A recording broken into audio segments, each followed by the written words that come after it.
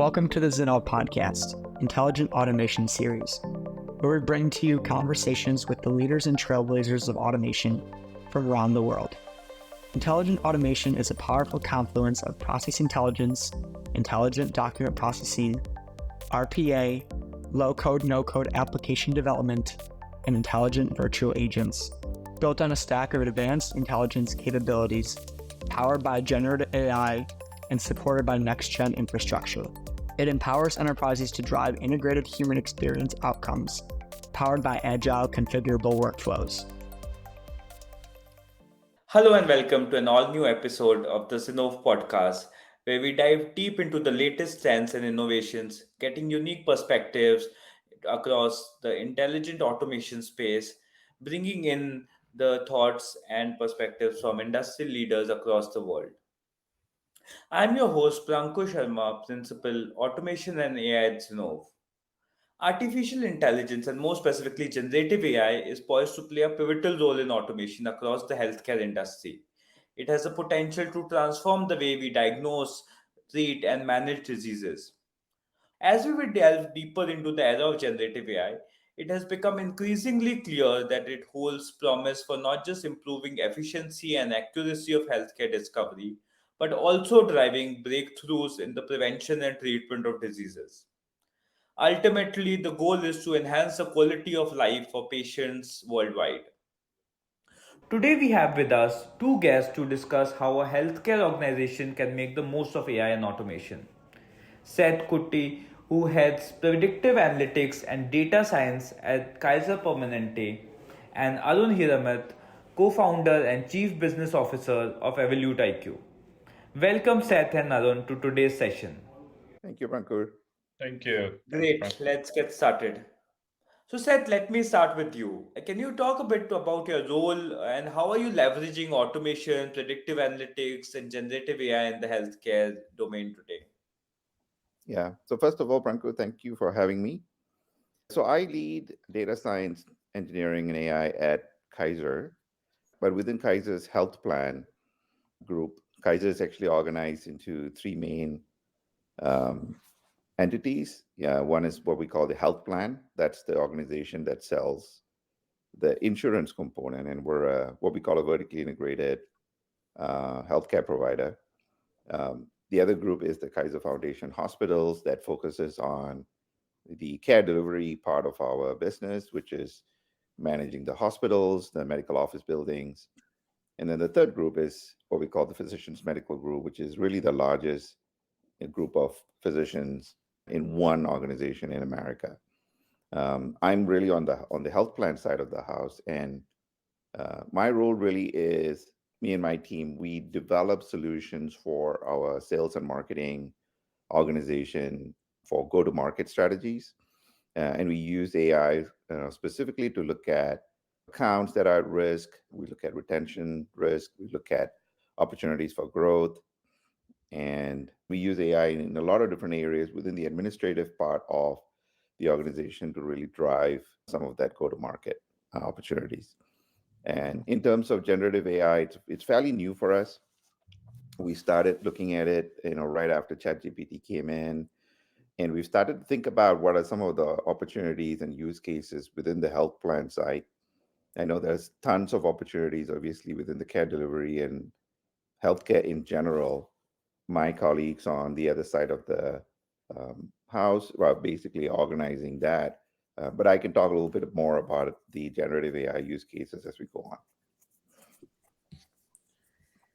Great to know that, Seth. And yeah, all very exciting areas to work upon.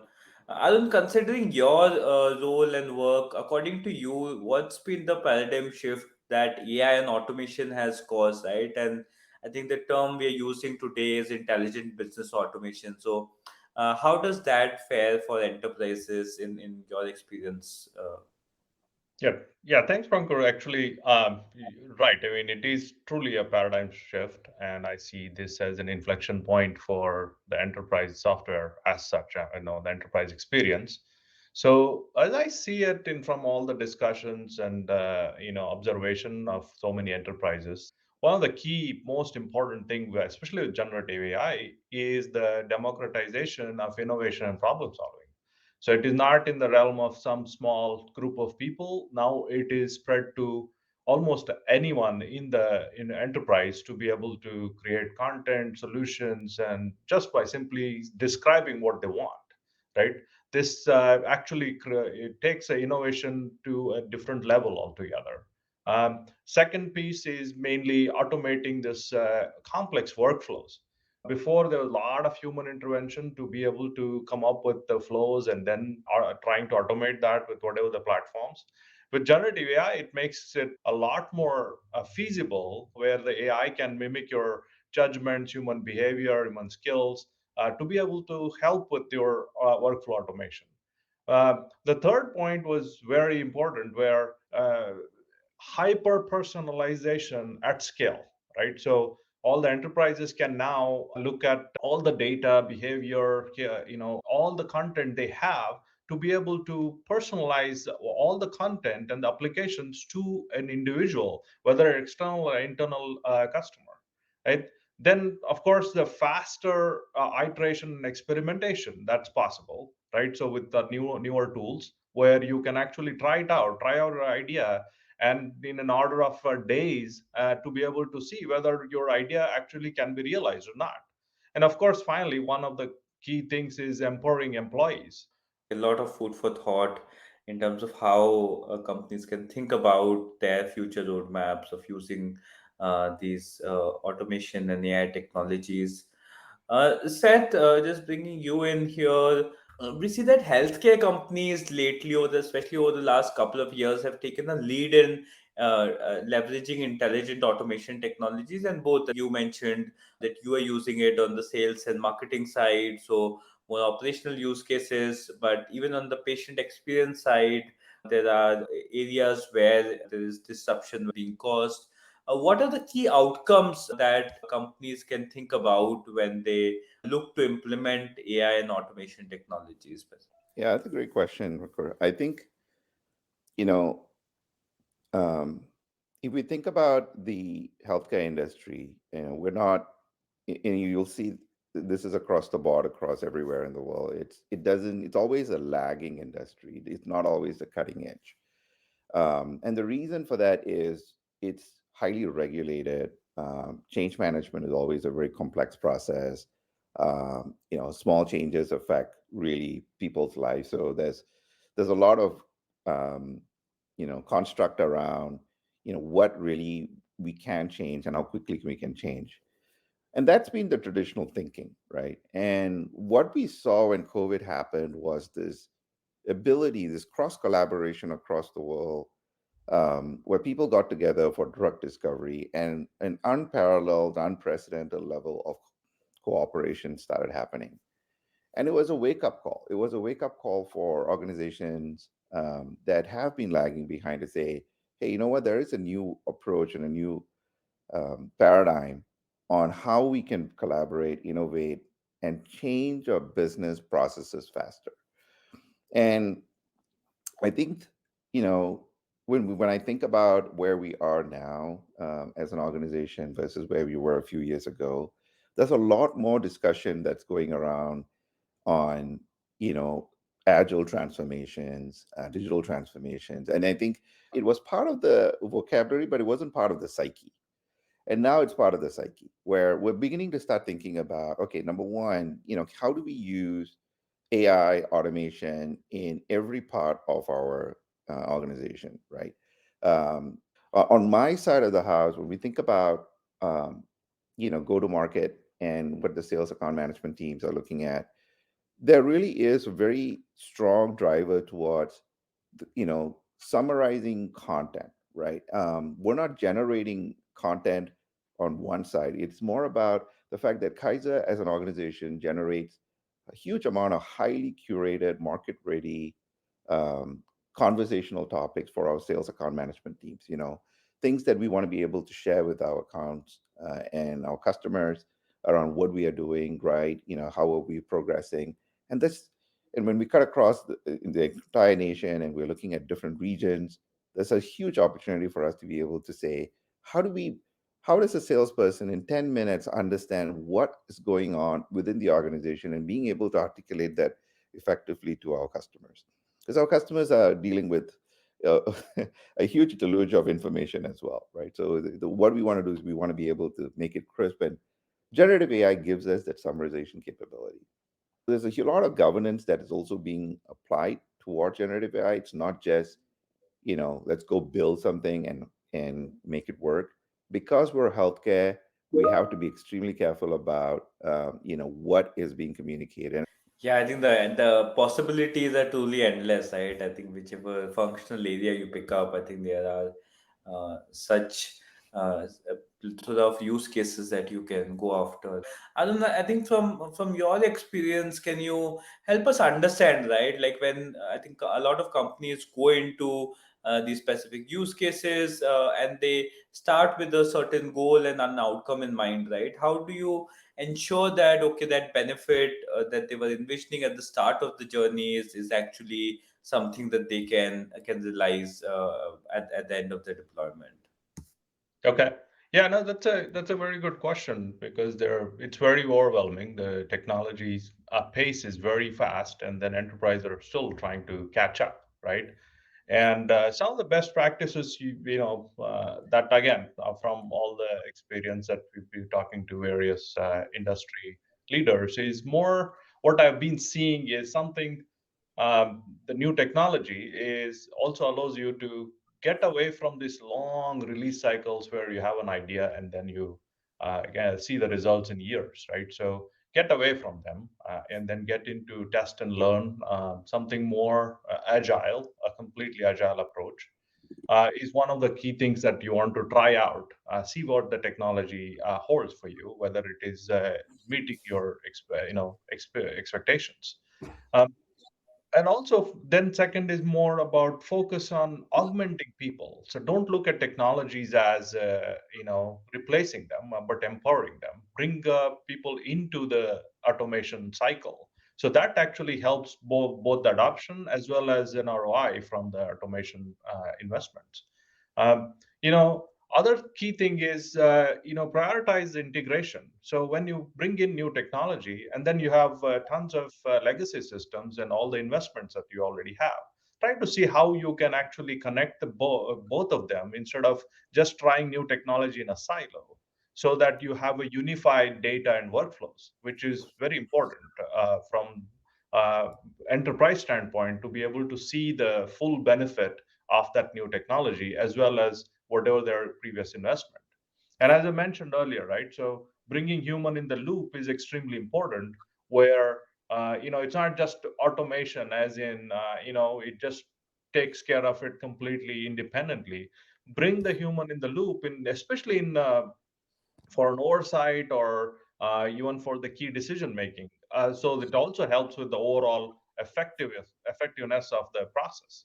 Um, and then in terms of what all other things that you can do is in make sure that cybersecurity is also at the high priority, because new technologies bring new vulnerabilities. So that's one of the key concern many people have about any new technology, is that make sure that you take care of the security part of it, and make sure that the enterprise is able to achieve the results that they want. Another key thing is, it's interesting that everyone wants to try something new and trying to reinvent the wheel, but instead try to cultivate partnerships. Dig into the ecosystem. So now make sure one is empowering your own employees, but also look at the ecosystem, whether technology providers, ISVs, all the new ideas that are coming in. Try to see, make use of it, and leverage the technology that's available to you. Understood. And yeah, I think I certainly agree with a lot of those approaches, Arun. And said, like from your perspective, were the specific challenges that you came across when you gotten started with the overall digital transformation, automation program, and how did you sort of come overcome some of those? I don't think we have overcome it completely. it's an evolving landscape, right? But I have to say that I think generative AI is a game changer for us. I think if I think about a year ago when we started putting a roadmap together um, for what AI can possibly do, I mean, everything has been probably accelerated or rationalized differently because of the way we can now do things with these new capabilities, right? My team's really responsible for um, developing predictive models to help sales marketing teams understand which segments of the market to go after, which accounts are at risk. But there's a lot of textual data that's captured in every interaction that they have with the customer, which has been fairly difficult to process and understand because it's a huge volume of information. And I think where I think we are probably going to go is to really to tap into and mine that information using the generative AI capabilities and develop more insights about our customers so that we can have more meaningful conversations. We can develop very customized products for them. And I think it's going to change our entire interaction with our customer base as well. The other thing, and I want to just tag on to what Arun was talking about a little bit earlier, was we're starting off fairly small, right? So there's change management within our internal teams, the challenges of them getting up to speed with the new technology, right? And again, we have different perspectives on what we can use it for, where we think we will not, introduce bias uh, and and cause conflict, right? Even in understanding or in real life. I think the way we're taking it in small steps, and we're thinking about first, let's figure out a way to hyper automate, areas of our workflow, and I think that has a lot of capabilities. We have a ton of use cases around that already. And then moving a little bit further up, which is, settling around hyper personalization. And Arun talked a little bit about that. Now, we weren't able to do that primarily because if we think about our business processes, they don't change very often. And moving a complex, first of all, health insurance is an extremely complex product, right? Yeah. It's not like selling a car like a Tesla. It's an extremely complex product to sell and to design. And so the business processes to support them are, we can't just change them on the fly, but we can test, experiment, design new business processes to help with that level of personalization, at a specific level. Like we might be able to do it for a specific account much faster than we did before, right? And I think that capability is now available, and we're really excited about that piece, right? That we can literally design and test a new business process powered by AI in a way that's never been done before. When I used to design business processes in the past, it was always about, okay, we're going to do this and now let's worry about change management. Here we can mitigate a lot of those risks on change management because we help with bringing the stakeholders into the design process and getting them to understand where AI can help and where a human gets into the loop to be able to drive that change process. So it's a very different strategy for us. And we're very positive that if we've tested it out, we know it works. We're now trying to do this at scale. Yeah, thanks, Seth, for really giving us a deep view into how you're thinking about navigating your journey. Arun, from your perspective, is the platform approach really helpful, right? I think we have various ways in which we can, of course, design, deploy solutions. You can have something which is right off the shelf, which is very point specific, whereas you have these other more platform centric approaches which gives you a more horizontal capability to play around and customize and build a solution that really caters to your needs. So what has been your experience of designing these solutions and then deploying these solutions at scale at large enterprises? Yeah, yeah. I think the platform approach, Prankur, certainly makes a lot of sense in general, right? Compared to a custom solution or a custom code on two ends of the spectrum, your platform gives the best of both worlds, right? So first thing, foremost, is it decouples your business cadence and technology cadence completely. So that way, you don't need to worry about one or the other to being ready, right? And then of course, the platform approach simplifies your complexity. So technical complexities are taken care of by the platform with an easy to use interfaces, automation, and all this technologies offered to you so that you just focus on the business. So simplifying that whole overall complexity. And then most importantly, also, this whole approach comes with the scale automatically. You don't need to worry about, your approach, how much scale that you're ready to do when you're even trying out small things, because the platform is there, and most of the platforms can actually scale to the enterprises. And of course, flexibility. When Seth was talking about change management, right? So change management is an inherent feature of a platform in general.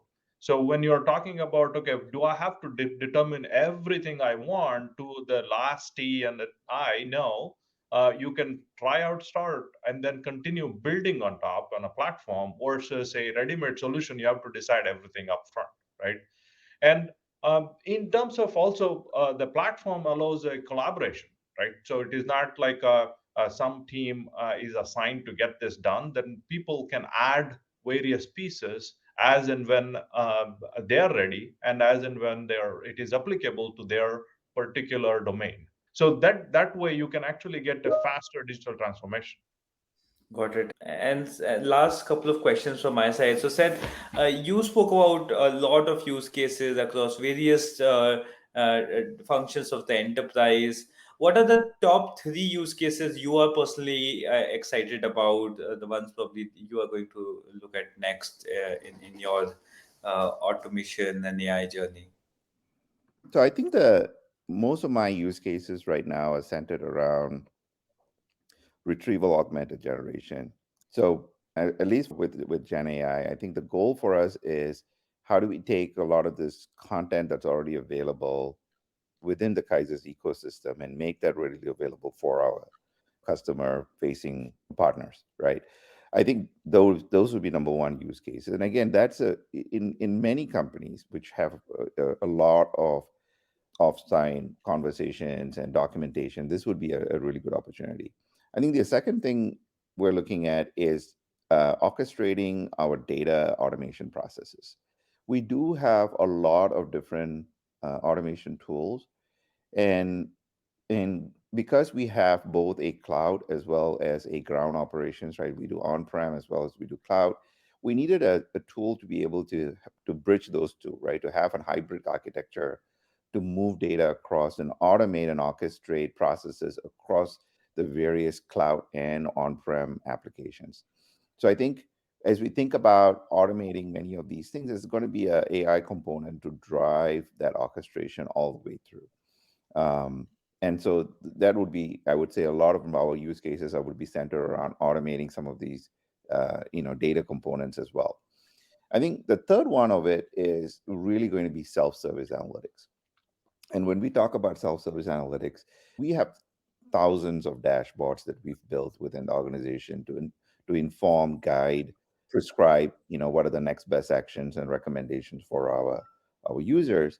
And that's changing, right? It's changing because now people are coming in, and usually when you build a dashboard and you make this available, the next people always have like, okay, what about this? What about this? Do we have analysis around this next thing?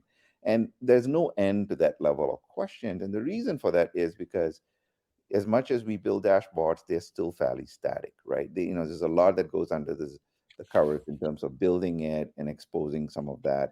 And there was not much of an insight as you can't infer data directly out of it. And I think generative AI is beginning to change that, right? We're beginning to get to a point where we can have self-service analytics with this new technology, right? So going beyond dashboards, augmenting workflows so that the customers can ask questions directly and say, if it is not just, our penetration rate at this account is X%, why is it X%? What are some of the opportunities for us to increase? And there's a ton of information that's already available. So having this self-service learning, understanding, insight generation, I think is probably the next thing for us as an analytics organization. We think that will be a game changer for them. Got it. And Arun, any last key takeaways from your experience? Anything that you would want our audience to take away as they think about scaling and starting on their AI and automation journeys?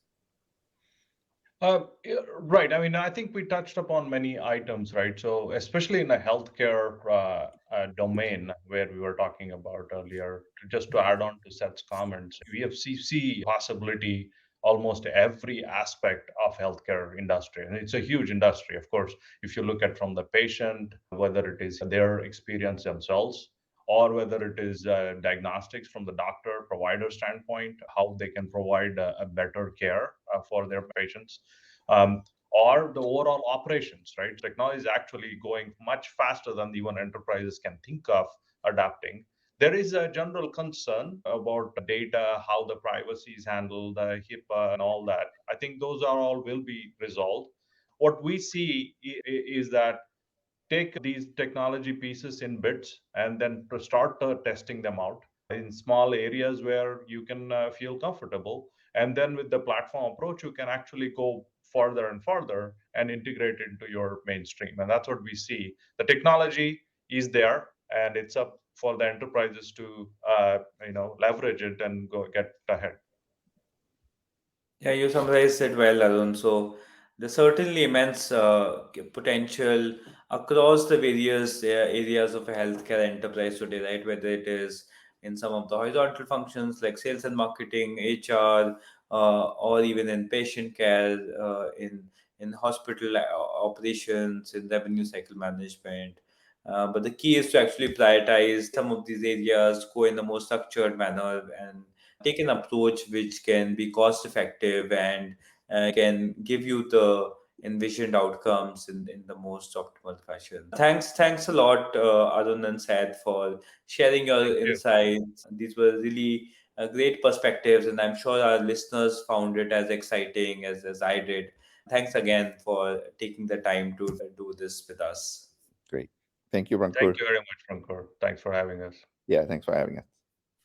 That's all for today. This is Planko signing off for now. See you at our next episode. Thank you for tuning in to this episode of the Zenov Podcast, Intelligent Automation Series. If you found this episode insightful, subscribe to our podcast so you don't miss any future episode. If you have suggestions or you'd like to nominate yourself for any of our podcast series, drop us a note at info@zenov.com. You can check out our other podcasts on our website at www.zenov.com.